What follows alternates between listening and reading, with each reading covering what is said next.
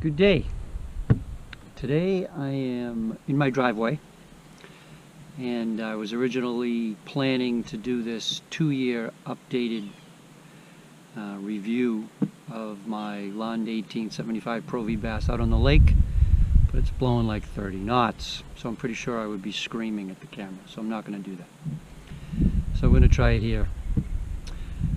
First things first, I have to say that there is so much that I like about this boat after 2 years that I'm really going to have to exercise quite a bit of self-discipline to keep this video reasonably short. Right off the top, after fishing in it for a couple of seasons, I think the number one thing that I totally appreciate about this particular craft is the stability and the confidence that stability inspires in me to be able to be out on some decent sized water fishing by myself the majority of the time. It's a really good feeling knowing you got a pretty good boat, a very good boat, to get you out and back, especially the back part.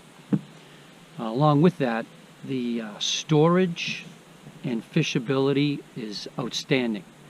The layout is really thought out. There isn't any wasted space. There's almost too much space, if there's such a thing. But I have found it extremely useful in every way, shape, form, and fashion. And as far as fishability is concerned, because of the thoughtfulness of the way it's laid out, love the center rod locker, love where everything is. It just makes sense for me. And I don't find myself at any point saying, man, I wish that this was like this, or I wish this was over here. I don't have any of that. I just sort of did my deal, and when it was all done, it's been working. I've changed some small minor things that I'll talk about if the battery doesn't run out, but really good stuff. The boat tracks fantastic. It handles good sized waves fantastic. It gets reasonable gas mileage if you don't bend the throttle all the way to the floor and stand on it. The other thing that I really appreciate is the craftsmanship and attention to detail.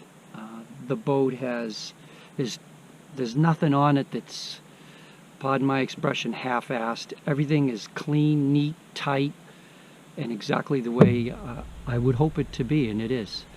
I haven't had anything fail on the boat. The watertight integrity of the hatches is fantastic.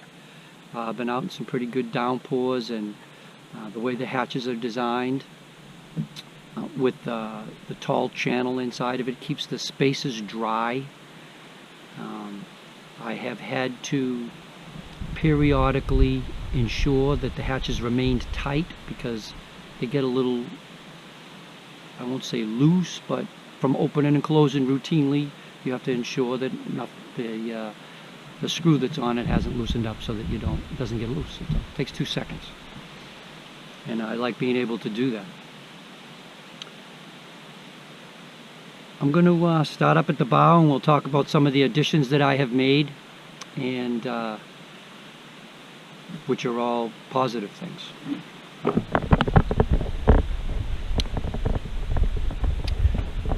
Up at the bow, the Fortrex 112 has been fantastic. I have had nothing but positive thoughts regarding its performance the entire time I've been using it.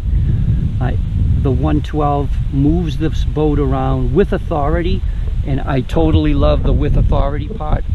I have a 62-inch shaft, and I need every inch of it when the boat starts bouncing a little bit in some of the bigger lakes up here in northern Michigan. You get a nice swell, and certainly Michigan hasn't cornered the market on that scene, but you want to keep your trolling motor in the water, it's got to have the shaft length, and I can still adjust it up a little bit if I need to get into some skinny water and still the trolling motor down to a point. One thing that I did have to address was that the base of the trolling motor shaft down by the motor, and I'll show it to you in a second, when you pull the motor up to secure it to the deck, the shaft itself was striking the corner of the mount right here, and right here. And it was marking and scratching the composite shaft. Over a period of time, I think if I kept that going and didn't address it, it could possibly damage it. So I wrapped it in plastic, rubber. And now the rubber strikes the corner of this instead of the shaft. This is really heavy and it doesn't come up totally straight all the time. And I'll replace the rubber if I need to. I have added the Humminbird 360 imaging, which was not on here when I did the review. I added it at the end of the first season in 2016. Love the 360. Love it. The other thing that I did is the Fortrex comes with a stabilizer bar to keep it from bouncing once you secure it up on deck. I suppose it's better than nothing, but it wasn't anywhere near as effective as it needed to be to keep the motor from vibrating and bouncing on the deck during anything other than flat, calm conditions. So I added the TH Marine Troll Tamer. It's a locking mechanism, and the motor just locks right down into that little post that secures by this little bolt right here at the top. It does not move. Once you put this down in here, it's not going anywhere, and you simply move this out of the way and lift the motor up the way you normally would, and you're good to go. Foot control recessed panel, really nice. The foot control talon is I'm stomping on that thing 250 times a day, maybe more, I don't know. It takes a beating, but it's working fine. The carpet has held up great. I cleaned it once, and it was about 3 weeks ago. I used a light vinegar and water mixture all over the carpet, rinsed it off a couple of times, good to go. It wasn't like it was very dirty. I do not beat on my equipment. I take care of it. I don't let fish flop all over the deck and slime it all up and bleed everywhere. I use a small mat to land my fish on, and anything that comes off the fish is on the mat, and then I just rinse the mat in the lake. Keeps the carpet from getting really trashed. The spaces for all my gear, I haven't changed the way I had it laid out. Everything is still the same. I have my tools and scale, a couple of rags and some scents in this particular space. The space on the other side, I have the boat cover, the 2 talon covers, and the cover for the outboard. By the way, those covers for the outboard and the 2 talons are made by a company called Tough Skin. You can see the name of it there, Tough Skins with a Z. They're a custom-made product that is designed to be used on the equipment while you're using it. So you can put the cover on the outboard and run it. It's got venting, and there's same thing with the talon. It fits over the controller, and you can use it. So if you're in a situation, of course you can use it for travel, but if you're in a situation where you're out on the water and there's bugs or bird excrement or something you don't want on your motor or your talons, that's a really quality way to protect them.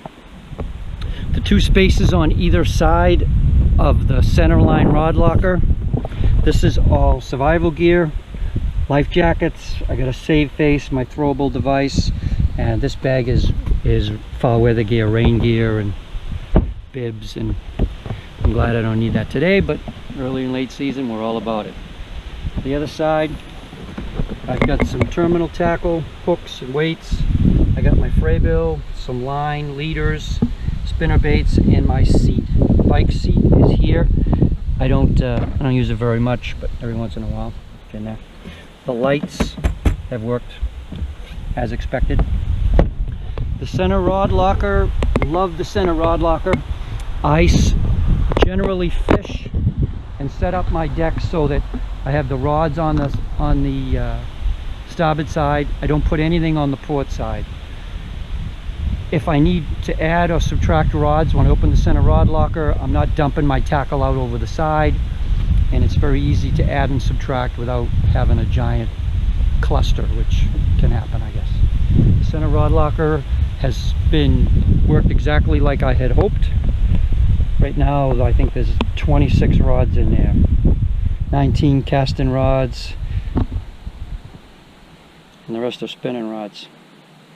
The sleeves are kind of a must, otherwise there's a chance you could be damaging guides sliding them in and out of those tubes. There's up to 8-foot swim bait rod down the bottom there, and if it's in there, no problem. Loving it, every bit of it, loving it. In the first video I had installed a piece of carpet on this step. Thought maybe the step would wear. It hasn't. I took it off. I didn't like the way it looked. I also had a piece of carpet on this seat back, which is also a step. I thought maybe it might be slippery when it's wet. I took it off and it is not. And neither of them have worn. And cooler works fine. A little water. Optional console. Love every bit of it. Especially appreciate the space. Dry storage, convenient. First aid kit, sunglasses, the paperwork for the boat, a few other clean rag.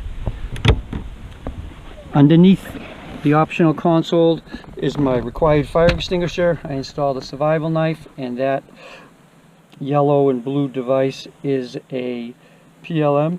It's essentially emergency locator device, EPIRB, and they don't give those away. However, if I fish alone, I fish at night, I fish in big water where there aren't a lot of other humans sometimes, and if something happens or I'm in trouble and I activate that particular device, especially knowing I was a person who would receive that signal for a long time, it's going to put into motion a search and rescue machine that will not stop until I'm found, one way or the other.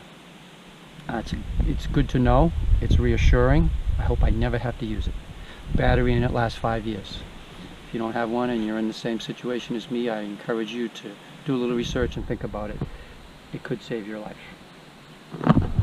As far as the command console, I haven't had any problems with any of it. Everything works exactly like it's supposed to. I really appreciate the SmartCraft gauge. Gives me a lot of information that I like to have, and I am very glad that I went with the vinyl decking here in the cockpit area rather than carpet. It's sure footing, it doesn't show wear, it's easy to clean, and stays, it just stays dry. It's not a carpet, so it doesn't get wet.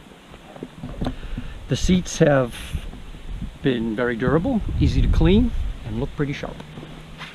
Underneath storage, I use this stuff that I use less as the season goes along, but I still like to have it. This orange case is a day-night flare signal kit. Not exactly required for a boat of this size in the majority of the waters that I fish. However, it doesn't mean it's not a good idea to have one. That is my anchor and anchor line. I installed a pair of scissors right here because all my tackle, majority of it, is right here, and I'm found myself kneeling or sitting on the seat I'm in now to re-tie or rig up baits or whatever I'm doing out on the water, and otherwise majority of my line cutting equipment was up forward there, and this makes it really convenient. I could just snip a line, retie, boom, I'm back in the action. The pop-up tackle system has worked as advertised. This is one of the features of the boat that I really like. It's extremely convenient. I just change out the boxes as the season goes along, whatever baits I'm going to be using, and I love having them right here. It's nice. The other two compartments on each side of the tackle system in the live well is plastics and hard baits. These spaces have been bone dry without an ounce of water in them ever.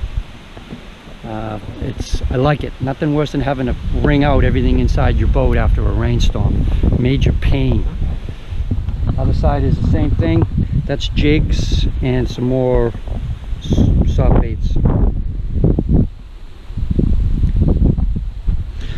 Live well has performed without a hitch. I don't tournament fish, so I'm not keeping fish in here over super long extended periods of time. However, you certainly could if you wanted to. I mean, if the fish look like they're stressing, I let them go. I like to, you know, catch a bag and weigh them up and see what they get and take some pictures and videos, and I let them go, but I'm not tournament fishing.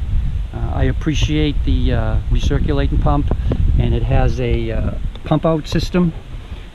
You put it on recirculate, pull that out, and it pumps the water over the side. 36 inch, 28 gallon. It's got a divider. I don't use it. I could use that though. A bottle of water. This side is maintenance area. I've got gas treatment, extra trolling motor prop. This is boat cleaning. I always wipe the boat off as soon as I pull it out of the water. The black hull is a water spot magnet. I recently started using a product made by a company called Boat Bling. It's called Hot Sauce. It's a white vinegar based product, and you'll recognize that smell if you choose to purchase some. It's also got some sealant or wax in it, and its claim to fame is it removes water spots without removing wax. I bought one bottle, 32 ounces. I've used it, I don't know, 7 or 8 times. It definitely removes the water spots. I mean, I really can't tell if it removes the wax or not, but I will say that the more times I used it, the easier the water spots came off, and I didn't have to use as much product as I did the first few times I used it. There's no question if you use it as soon as you come out of the water, you're essentially just wiping your boat off. You'll get used to the smell. The other product that I have is I do not carry jumper cables on the boat. I bought product. It's a lithium battery boost. Norco GB70. This product will start this particular very large V6 motor along with the very large V8 motor in my truck. If for some reason I ran my crank and battery down and I couldn't start it, this thing will fire it up in no time. It holds a charge for an extremely long time. When I put the boat up in November of last year, I moved this into my truck, into my gearbox in the truck, and it sat in the truck from November until April. When I put it in, it was 100% charged. When I took it out in April, it was still 100% charged, and I hadn't used it. It's very nice and very reassuring. Once again, I'm in places where help's not coming right away. So, there's no buddies to call to come and give me a jump 10 miles out in the lake. That's not going to happen. So you got to be self-sufficient. This particular space has pretty much anything that I need. I keep my flashlight in here, some extra oil for the Optimax, and I hope I never need the extra weedless prop. My crank and battery is on this other side along with the oil fill reservoir. This is convenient, easy to check, easy to access, easy to fill. I couldn't have planned it any better myself. I purchased a super stick at the beginning of this season.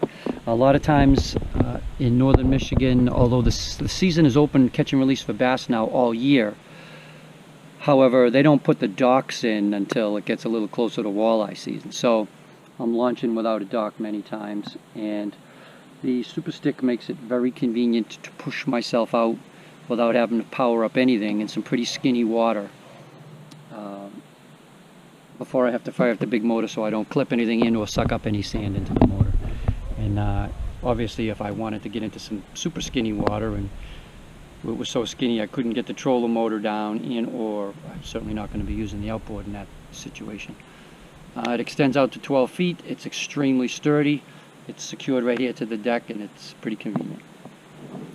And last but certainly not least, two of my favorite aspects of this particular craft: the Mercury OptiMax 200 HP and the Talons.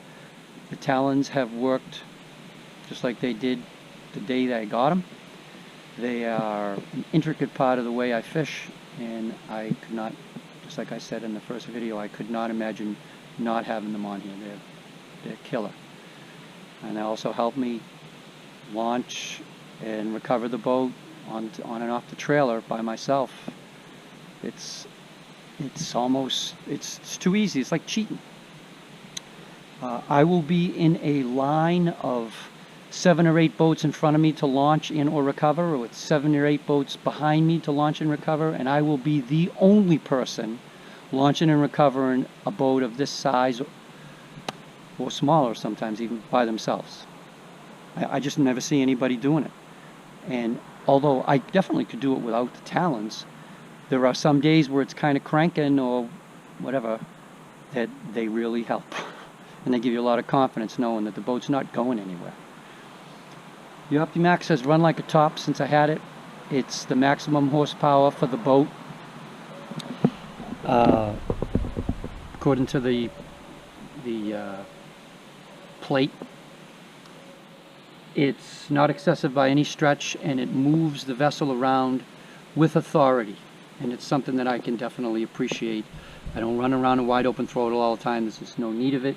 However, when you need to get someplace or you need to do something, you have as much as you can have. And that's what I need, and that's what I want, and that's what I have. There is some discussion regarding a repower. I'm thinking about the new V8 Mercury Pro XS. They finally made a Pro XS with 25-inch shaft, which is what I need on the Lund here. It's a 4-stroke, so I would be getting rid of the oil reservoir and the need for the oil, but that's for a later date. So that's the Lund 1875 Pro V Bass after 2 years. Nothing bad to say. Love every inch of this particular craft. And in closing, I want to say this: I haven't ridden in every boat, every little bass boat. I have not ridden in every aluminum bass boat. I've ridden in this one. But after 28 years of Coast Guard duty, search and rescue and law enforcement, I have been on, boarded, rescued, refloated, rewrited, literally a lot of boats. And I know what stability feels like. I know what quality construction looks like. And I am not going to trust myself, trust my life and the life of my loved ones in anything else, because there's no middle ground. Either you are good or you are not. And I choose to put my trust and faith in the reputation and durability of this particular craft. Good talking.